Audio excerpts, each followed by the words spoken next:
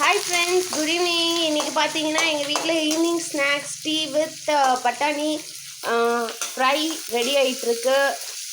So அதுக்கு first வந்து நம்ம பட்டாணியாக ஊற வச்சுக்கணும். தென் அதை வந்து பாயில் பண்ணணும். ஒரு அட்லீஸ்ட் ஒரு 5 ஹவர்ஸ் ஊறினதுக்கப்புறம் அதை வந்து குக்கரில் வச்சு அம்மா வந்து பாயில் பண்ணிட்டாங்க. ஒரு 5 to 6 விசில்ஸ் விட்டுக்கணும். விட்டுட்டு அதில் வந்துட்டு எகைன் தண்ணியெல்லாம் வடித்தாச்சு. இப்போ வந்து பார்த்திங்கன்னா ஆனியன்லாம் இப்படி ஃப்ரை பண்ணிட்டேன். ஆனியன், பச்சை மிளகாய், கருவேப்பிலை 3 போட்டு நல்லா ஃப்ரை பண்ணிவிட்டு அதோடு நம்ம வந்து பட்டாணி இப்போ ஆட் பண்ண போகிறாங்க.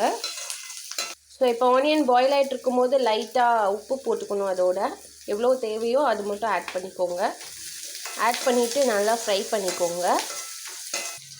ஸோ இப்போ பார்த்தீங்கன்னா சக்தி பிராண்ட் தான் அம்மா எப்போவுமே யூஸ் பண்ணுவாங்க. ஸோ சக்தி பிராண்டோட சாம்பார் மசாலா ஆட் பண்ணியிருக்காங்க.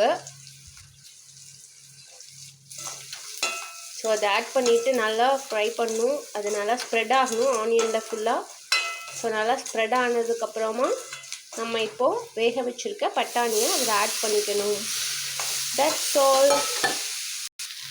ஸோ இப்போ பார்த்தீங்கன்னா சுட சுட டீ அண்டு பட்டாணி ரெடி ஆகிடுச்சு. வாங்க சாப்பிட்லாம் ஃப்ரெண்ட்ஸ்.